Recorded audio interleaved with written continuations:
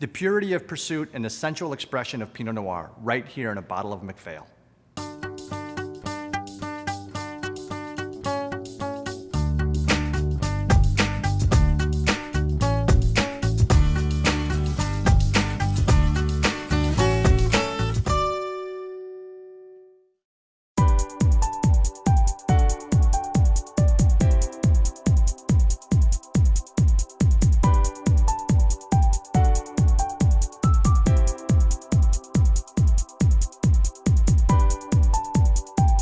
Well, James, thanks for having us here, and I'm always fascinated with the last name of MacPhail, a Scotsman getting into wine. How does that happen? Well, I happened to get into it for the love of it, and I figured, there's not a lot of great peat around here, so Scotch was out of the question.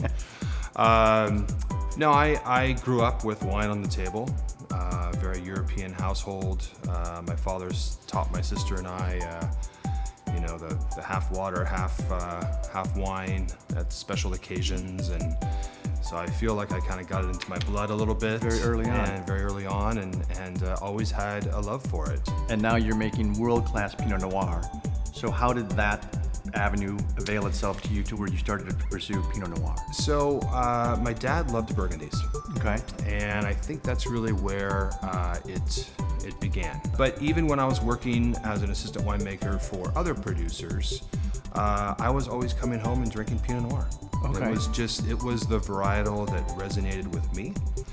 And it was the varietal that is, to me, the most interesting. And you source from vineyard blocks that are special to you. What are you after when you're trying to craft these wines? So I follow the Burgundy model. I am a big believer in single vineyards.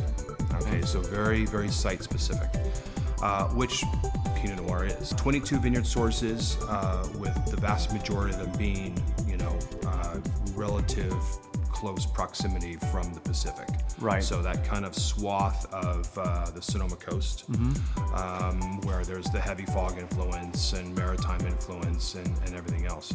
And when you have a glass of Pinot Noir and you know it's done precisely right, yes. Talk to me about the magic that still captivates you.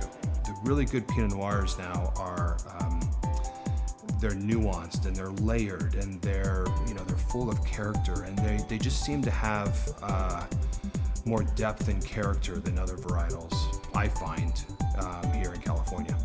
And I think the neat thing for the consumer is they now have a venue to where it's an exquisite place to actually taste these wines. I was always a big believer in education. Okay. And bringing Jim Morris, who's our GM of the Tasting Lounge, in was a similar believer, of course, in education. This was a place where we could really teach people about Pinot Noir. And we have a lot of elements in the tasting room too that, incorporate into the educational experience. We have some soil walls, and we have specific flights by appellation, so you could experience, true Sonoma Coast or Anderson Valley. And then we have, of course, most important, a great staff that is able to teach and, explain the wines in depth.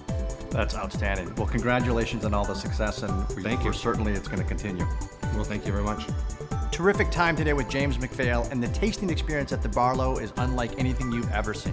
Thank you so much for all your support.